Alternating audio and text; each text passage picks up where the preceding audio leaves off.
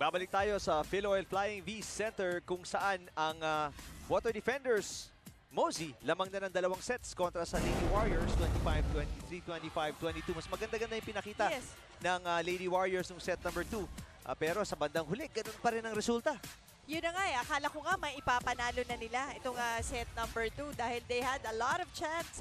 Yung dami nilang chance no, nung set number 2 para to take that set. Pero bandang huli, meron na namang mga errors at yun na nga ang Water Defenders naman naging solid doon sa dulo.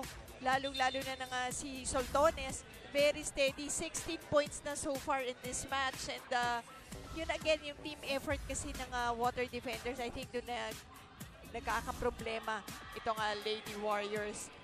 So even si Myla Pablo who had a better set, diba? Lalo na sa simula nung second set. Ang ganda na ng pinapakita niya, medyo na nahimik din towards the end.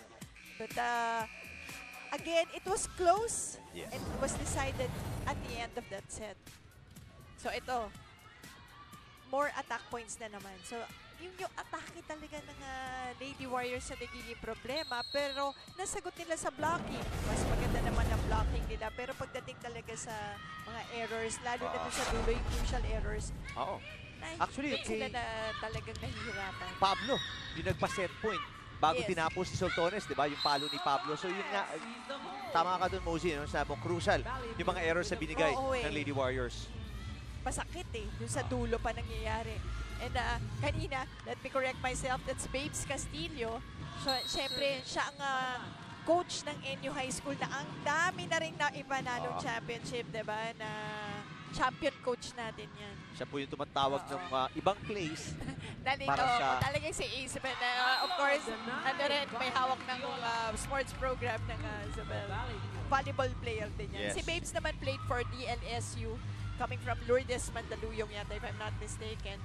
Soltones, ito lang ang magandang ipinapakita niya. Bukod sa 16 points niya, it's 16 out of 24. So 67% partner. Napakataas. Simula sa 100, naging 73, 67, tapos 67. Pero mataas pa rin.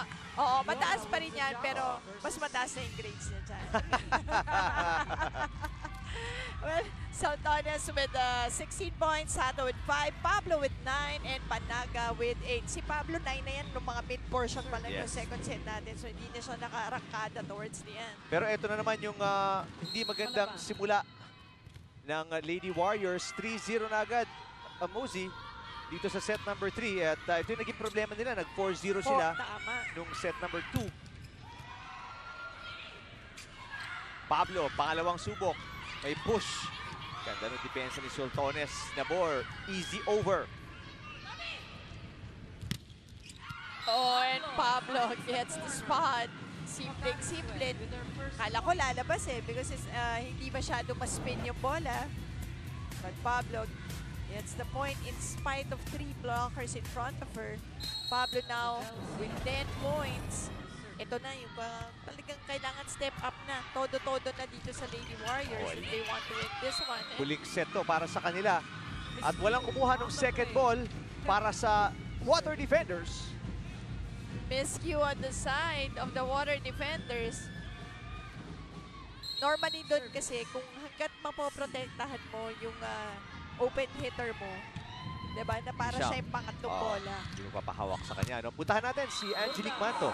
Eric and Mosey, overachiever kung i-describe ng dating Golden Tigers na si Jessie De Leon ang kanyang sarili. Hindi lang dahil sa pagbalansa niya ng oras sa pagtitraining with the Lady Warriors at sa trabaho bilang architecture apprentice, kundi dahil meron din itong online business and modeling gigs on the side. Pero kahit nag-overachieve si Jessie sa kanyang kurso ng architecture, ay hindi pala ito ang kanyang first choice. SPED or special education ang nais na sanang kunin dahil sa kanyang affection with special children. Pero dahil sa kanyang hiling ng kanyang tatay, nag-pass pa rin ito with flying colors. And flying colors din ang hiling nitong si Jessie De Leon na magawa ng kanyang koponan sa set na ito upang makabawi naman ang Lady Warriors. Eric and Mosey? Alright, salamat Angelique. Grabe naman kabisi ni Alam mo, proud na proud kami sa kanya bilang Tomasyan. Lahat kami, dahil yun na nga magandang pinakita sa school, yung student athlete talaga. At yun na nga, may business pa. Tapos yun nga, on the side, nagmo-model din siya. And then nag-practice, nag-training pa para sa PBL, ano? Grabe. Balik sa... Ay, hindi pala. Mahabol na rito ang Lady Warriors. I'm sorry. At dahil nga sa depensa doon, nakatay sila dito. Pagkatapos mabaon ng 3-0, nagtay tayo at 4-all dahil sa sipag na rin at tiyaga nitong Lady Warriors. And Kai Nepomuceno getting that hit. So, pag 7 puntos na niya yan. That block, I mean. Oh! Soltones, pero ang ganda naman ang depensa ni Goheng. Kasilag, aangat. Kasilag, block! At balik sa kalamangan ng Water Defenders. Dito ka matutuwa sa Water Defenders. Ano? Ang bilis silang mag-recover pagkatapos nilang magbigay ng a few errors. Pero grabe yung depensa ni Goheng. Ano? Oo, ang lakas ng palo ni Soltones. Pero parang walang-wala kay Goheng. Although yun na, ibalik nga lang ng Water Defenders and puntos para sa kanila. Pipituhan yun. Sumabit sa net lang ang inabot ng palo ni Nepomuceno. 4 touches po. Alam mo, si Dadang din naman, nakakatatlong block points na rin. Ang ganda kasi ng timing dito si Dadang. Eh. Oo. Isa sa pinakamagandang skills na yan kahit nung nasa National University pa siya talagang as a middle blocker yung timing niya sa mga blocks. Hindi siya ganun kalakihan pero Yes. yun nakakatulong eh. Maraming ganyan yung mga middle blocker sila pero mapapansin mo hindi masyadong katangkaran mo. Madalas yun. Maganda timing. Siya, si Pao Soriano, yung mga yan ano. Hindi kalakihan pero grabe. Balik sa tatlo ang kalabangan dito ng Water Defenders. Biggest lead nila to. Alam mo, si Nabor, maganda rin ang ginagawa dito. Bukod sa distribution niya, nakakatatlong puntos na rin yan, Eric. And you know, she's an offensive setter. Diba? 8-4. 4-point lead para sa Water Defenders. Overreach ang tinawag doon kay Giselle C. Set number 3 po tayo.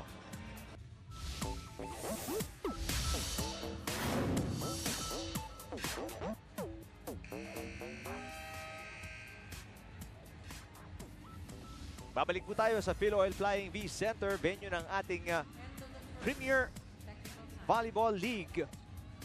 At ito po ang ating third game day. Laban po na napapanood niyo ay ang Water Defenders. Sila Menjola po, lamang ng 4 kontra sa Lady Warriors Kasilag.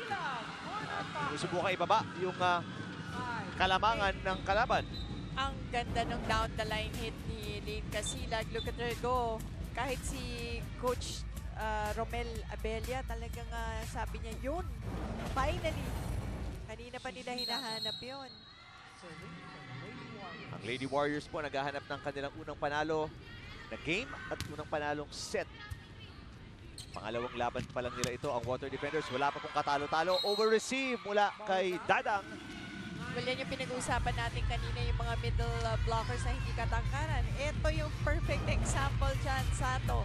Bakit very effective sa gitna, sa middle hitter? Mabilis ang kanyang quick. Mabilis pumalo. Yung essence ng quick hit. Talagang kuha-kuha niya yung paangat pala yung bola, pinapalo na niya. Panaga, malakas, malayo. Lamang ay 5 na para sa Water Defenders. Pinakamalaki dito sa set na ito. At dito na dapat medyo talagang umayos ang opensa at depensa ng Lady Warriors Mosey dahil medyo malaki-laki na ang kalamangan at huling set to kung manalo ang Water Defenders. Tama, kung gusto nilang to stay in makabait. this match. So, kailangan maipanalo to ng Lady Warriors. Murdas. Oh. Iniwasan ni Giselle C. yung bola at puntos yun. 6 na po ang kalamangan ng Water Defenders. Mapipilitang tumawag ng timeout si Coach Abella. Pakinggan natin ang Lady Warriors. Hey, huwag natin ayawan. Inaayawan na natin eh. Di ba? Nakikita na sa mukha natin na ayaw na natin maglaro. Ayaw na natin manalo pangs. Yung palo ng backslide, hindi puro cross-court. May palo tayo dito. Malaki naman yung butas eh. Ha? Tiwala lang, ladies. Tiwala lang tayo. Ha? 6 points. 6 points. Unti-unti natin. Unti-unti natin. Let's go, ladies. Let's go.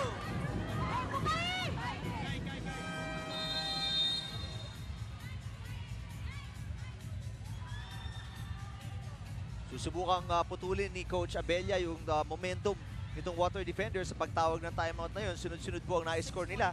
At 6 na nga po ang kalamangan kontra sa Lady Warriors. Soltones 18 points sa ating third set. Medyo mayroon titira pa tayong mga puntos dito.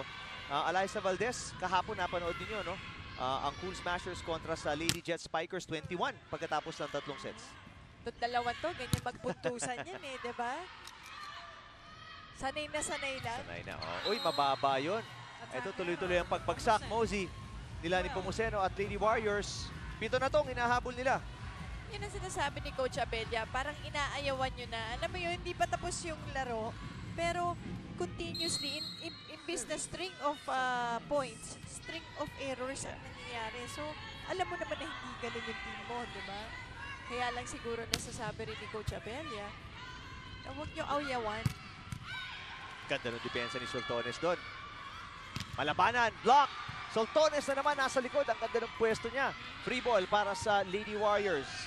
Si gitna, Nepomuceno. Going, ang ganda ng coverage. Kasilag. Hirap na anggulo.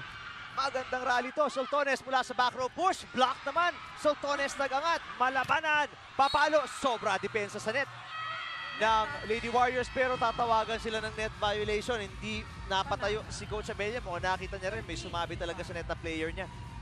At ang masasabi ko lang ay possessed po si Gretchen Soltones. Oh, grabe. Possessed siya. Grabe yung reaction niya. Depensa, galing sa likod, may kinuhang bola, may kinuhang bolang malapit sa net. Pumalo pa ng back row. Pumalo pa yun, naghulog pa. Grabe. 8 na po ang kalabangan ng Water Defenders. Pinakamalaki dito sa set na to. Actually, pinakamalaki sa buong game. Panaga, nako, sunod-sunod na talaga. 9-point lead na po para sa Water Defenders kontra sa Lady Warriors. Alam mo, partner, itong Lady Warriors natin, 16 attack errors. Hindi man atake, no? Attack errors. Pero ang Water Defenders, meron din naman 9 ang attack errors nila. Pero just so much coming from the Lady Warriors. At ito na si entrepreneur, model, architect, and player, Jessie De Leon, former Tigress. That's right. Ang ka-business niya yung brother niya eh. Sosyo niya dun sa kanyang mga garments, mga sweaters, mga hoodies, mga gano'n. Nice. Pero ito, yung pagpasok ni De Leon na lalo pang nabaon, hindi naman niya kasalanan. Sinasabi ko lang na pagpasok niya eh, naging 10-point lead pa para kila Soltones at Water Defenders. Alam mo, partner, napakahirap niyan. Yung papasok ka na yung hahabulin mo, ganito na rin karami. It's not easy. And yung even ikaw sa sarili mo, no, yung mindset mo na hindi kaya to. Alam mo yun? Kasilag. Malabanan. Finally, naputol yung napakahabang run ng Water Defenders Mosey dahil sa error. Mukhang magpo-4 touches yun kung nasagot pa dahil parang dito mawid sa net yung palo. Talaga, that didn't go over. So point goes to the Lady Warriors. Pero tulad na nasabi mo, Mosey, ang layo nito, 9 points itong habulin nila. Mountain to climb. Pero ang maganda lang, nasa gitna pa lang tayo halos nung set na to. So kung gusto nilang humabol, ito yung pagkakataon na yun. Well, 2 straight points. 2 errors para sa Water Defenders. Nakalibreng puntos ang Lady Warriors dito. Si Kai Nepomuceno already with 7 points in this match. And Nepomuceno coming off a 2-point performance nung talo nila kontra sa Power Smashers. 3 straight points na ito para sa Lady Warriors. Ito na si Jessie De Leon. Nag-chip in na. Nagbigay na ng puntos para sa Lady Warriors. And grabe, no? Malamig na malamig yan. Dahil 2 sets, di naglaro yan. Oy, 4 straight points. Ang sagot naman ng Lady Warriors pagkatapos mabaon ng 10. So ito na mga Water Defenders ang hindi pwede mag-relax kung gusto na nilang panalunin tong match na to. Dahil sa 4 points niya, mukhang na-relax. Sayang yun, napakalapit. Ang ganda sana. 3-point naghatid sa atin dito sa second technical timeout. Lamang ang Water Defenders 16-9 kontra sa Lady Warriors.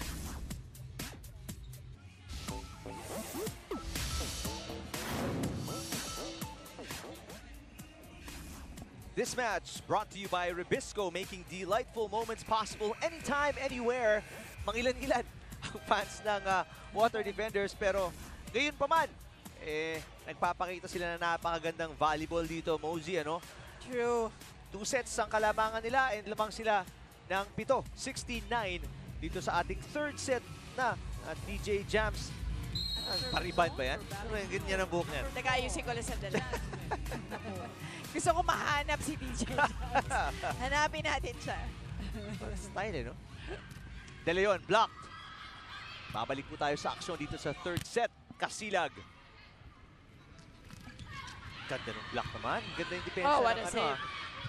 Lady Warriors dito. Pinapahaba nila itong rally na to. Pero yun na naman, errors talaga. Nakakasakit sa kanila pagkatapos maka-4 na sunod-sunod. Mosey, 2 sunod na errors naman. And attack errors Eric. I think 17th na yan na attack error na nanggaling dito sa ating Lady Warriors. Papalit ng setter dito si Coach Abella. Papasok si Sarah Jane Espelita. Papaltan si Giselle C. At papasok din si Phil Cayetano. Well, si Giselle C, 21 excellent sets so far. Nabore with 19. Pero nabore with 3 points already. C with the point. Well, mas maganda-ganda yung setting ni C ngayon dahil 11 excellent sets lang siya nung talo nila sa Power Smashers. De Leon. Ito yung husay ni De Leon kahit na nasa UST siya, no? Right. Isa din sa mga di Ganda ganong timing. katakaran Oo. na middle blockers. Pero maganda Chumempo. 7 hinahabol dito ng Lady Warriors. 10 serving 17. Elaine Casilag. Ganda reception ni Soltones. Malabanan. Espelita. Sumagot. Nako, free ball para sa Water Defenders. Nabor sa gitna. Sato pupuntos. Yan talagang pasakit sa free ball. Madalas pinagbabayaran mo yan eh, 'di ba? Pag binigay mo sa kalaban, able to set up at pag free ball kasi easy yung first ball. Nako, pag maganda first ball, this ang kombinasyon na pwedeng gawin. 'Di ba? Yun ang tanong ko sa'yo, Mosey, ano? Paano masusundan ng mga players na kung mahaba yung rally tapos bigla ka nakakuha ng free ball? Doon ka bibilib sa mga setters at saka sa mga attackers, ano? Nakukuha nila kung ano man yung ibabato. Yeah. Combination, minsan tatlo-tatlo pa yung tumatalon, ano? Oo, kasi nga, ang dami mo pwedeng gawin. Pwedeng eh. gawin. Pag maganda first ball. Balik sa 9-point lead para sa Water Defenders. Timeout dito ng ng Lady Warriors. Pakinggan natin. Dalawa na isang pinakagaling natin dumipensa eh. Kailangan natin makuha yung lahat ng bola na malalambot, kailangan natin makuha. Kailangan natin mabalik sa kanila ng malakas. Para next time, di sila magbabalik sa atin ng bola na malambot. Huwag tayo mayaw. Huwag tayo maayaw. Hindi pa naman sabi sa'yo, malayo yung score, pero kaya natin habulin. Kailangan natin tsumaga lang. Kailangan natin magtsaga. Kung hindi tayo magtsatsaga, hindi talaga natin mahabol yan. Let's go! Well, walang tiyaga, walang nilaga talaga. Yun ang gustong ipahatid ni Coach Abella, no? Kanina naibaba nila sa 6 yan. Pero balik sa siyam. Pinakamalaking kalamangan ng Water Defenders. 10. Yun na nga nangyari sa kanila eh. 1 step forward pero 2 steps back. All game long. Actually, all game. Lumamang ng bahagya sa set number 2 actually. Itong Lady Warriors, 3. Pero ito na nga, sunod-sunod. Balik sa 10 ang kalamangan. Pinakamalaki para sa Water Defenders. Service ace pa. Talagang, ito na Lahat mga going senyales their sa way, yes. bumibitaw nga, Mosey. Kaya paulit-ulit si Coach Abella sa bumibitaw, ano? Kasi tuloy-tuloy yung errors eh. Parang syempre, alam mo naman kung ano lang yung alam mo din kung ano yung kaya ng team mo. Over-receive para kay Soltones. Going. Espelita. Natin kay De Leon. Ang ganda ng block ni Mendiola. Talagang iba na yung malaki, no? Mendiola ulit. Free ball na naman. Tingnan natin kung anong ihatid ni Nabor. Backset. Hindi maganda para kay Malabanan. Pablo aangat. 2 defenders. Hindi maganda yung timing. Balik kay Malabanan. Malabanan. Espelita. May babalik pa ba ni Casilag? Hindi na po. 11 na. Pinakamalaking kalamangan na ito para sa Water Defenders. At mukhang ito tatapusin na to ng Water Defenders, Mosey. At papahirapan talaga ang Lady Warriors. Ibabaon sila sa no wins na matches, no won sets as well. That's right. And alam mo, natuwa ako dun sa last play na yun. Dahil remember, si Nabor, nung una niya binigay kay Malabanan, hindi masyadong maganda yung pagkakaset niya. binigay niya uli. Diba? Para Yung makabawi. parang pinawian niya. Ang nakakatawa lang because remember, magkalaban po sila Actually, sa oo. UAAP. Diba? And si Malabanan naman talaga, pinapakita niya na kaya ko. Oo. Kaya kong sagutin, kaya kong gawin kung anong gusto niyo ipagawa sa akin kahit na yun nga, hindi natin siya masyadong napansin sa UAAP dahil hindi siya masyadong nagamit ni Coach Shaq De Los Santos sa FEU. Pero dito pinapakita niya na Kung kahit ano na yung mas kaya niyang gawin. mataas na antas, kaya ko. And this is also a platform again na parang pagbalik niya ng FEU, nakita ni Coach Shaq, pwede naman Pwede, pala yan pwede pala, So, diba? Alvarez ipapasok, pinakamalaking kalamangan, 12 po kanina. Ngayon, 11 hinahabol dito. Para sa Lady Warriors, Mosey, habang patapos na tayo dito, ano bang kailangan nilang ayusin? Dahil nga, syempre, napag-usapan natin kanina, champion team nung nakaraang conference sa B-League, ngayon, hindi pa sila makabawi. Sabi nga nila, babawi sila yung pagbangon mo. Sa akin kasi ang magiging importante dyan yung pagpasok ng kanilang mga imports. Kasi baka kaya kulang yung, let's say, floor defense nila. Baka mamaya yung kanilang mga imports, libero. Oo. Diba? Isang setter or whatever. Diba? Yung parang, baka kaya yung mga katabi nila ngayon, hindi naman yan yung usual na ginagawa nila sa practice. Diba? So, ako tingin ko mag-iiba yan pagdating ng mga imports. Para sa Pocari, si Michelle Strizak, isang outside hitter, tsaka isang middle blocker. 6'1", 6'3", si Edina Selimovic mula sa Bosnia. Yun ang Ayun, mga so, imports ng middle Lady hitters, Warriors. malaking bagay Isang rin middle na- blocker, tsaka Oo. isang outside hitter. So, depensa, di ba? Yan din ang malaking bagay din yan sa kanila.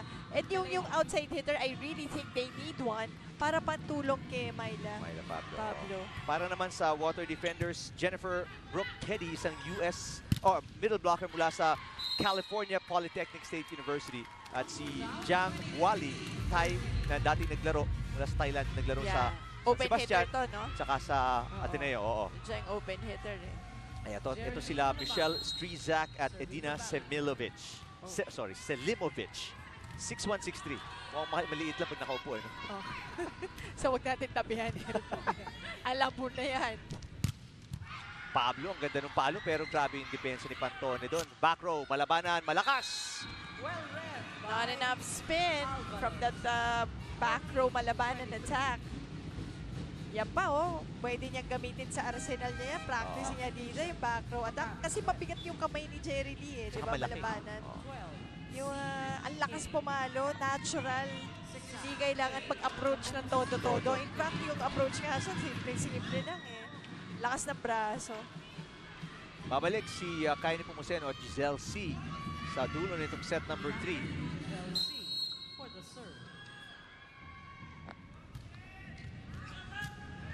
Ganda ng serve ni Giselle C. Soltones, leading scorer ng Water Defenders. Dadalhin tayo sa match point dito. 10 match points para sa Water Defenders, 24-14. Alam mo to, si Gretchen kanina pa naglalaro sa linya, ha? Diba? Kanina pa nilalaroan yan linya, yung gilid na line na yan, yung down the line. Saka sobrang natural no? Pag napanood mo si effortless ang laro ni Soltones. Yes, she's also a joy to watch because she's not also that tall. Wow, sakto pa sa linya. Depensa ang ginamit ng Water Defenders para tapusin ang laban na ito kontra sa Lady Warriors na baon pa rin dito sa ating Reinforced Conference. Tingnan natin ulit.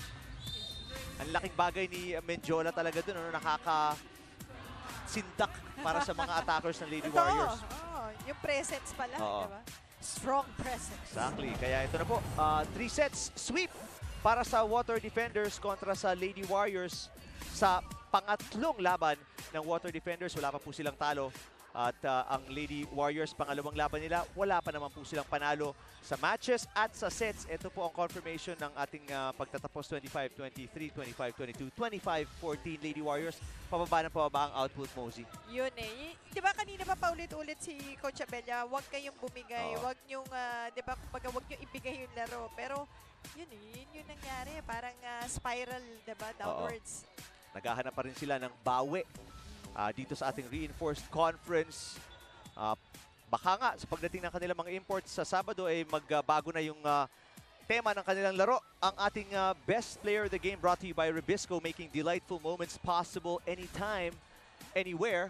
At Siya po si Gretchen Soltones kasama ni Angelique Manto. Eric and Mosey, kasama ko nga ulit ang ating best player of the game na si Gretzel Soltones at si Risa Sato na rin. So Gretzel, 3 straight sets and spotless 3-0 record. So ano ba yung nag-work para sa team ninyo ngayon? Now kasi si Sato talaga eh. Si Sato yung nagsisimula ng saya kasi always smiling. And sabi naman ni coach na kailangan mag-enjoy, ayusin mo na yung performance sa loob bago mag-enjoy. So kanina naman dun sa isang rally, you were everywhere, hindi lang sa depensa, kundi sa opensa. Halos nasakop mo na yung buong court. Saan ba nanggagaling yung energy ng isang Gretzel Soltones? I-inspired. No, hindi. Joke lang. Siyempre, kailangan namin mag-ayos kasi siyempre way to go pa, mahaba-haba pa yung bakbakan namin and sana hindi kami maging kampante kasi gusto namin makuha namin yung goal as a team. Di ba, Santosan? So ngayon naman, Risa, ikaw naman magpasalamat ka naman sa mga dahilan kung bakit kayo nanalo today. Oh my God! Why we win today? Why we win? Happy ako, happy! So muli ang ating best player of the game is si Gretzel Soltones at si Risa Sato. Balik sa inyo, Eric and Mosey. Ay, salamat Angelique. Di ba naglaro naman kay Kasi, kay coach tayo, no? Kaya I think medyo so. may konting happy-happy. Alam ko, Wrong team nga eh. Okay, 3-set win po para kila Gretchen Soltones. 20 points para sa kanya. Double-double palagi si Gretchen sa output, sa kanyang Tama scoring. nga, parang effortless eh. Normal na normal paglaro. lang ginagawa. So undefeated pa po ang Water Defenders, 3-0 ang Lady Warriors. Wala pa pong panalo at 0-2. Salamat sa ating director si Al Neri, producer Malu Neri, para kay Angelique Manto, Mosey Revena. Ako po si Eric Kipan. Ang ating coverage ng Premier Volleyball League ay hatid sa inyo ng ABS-CBN Sports.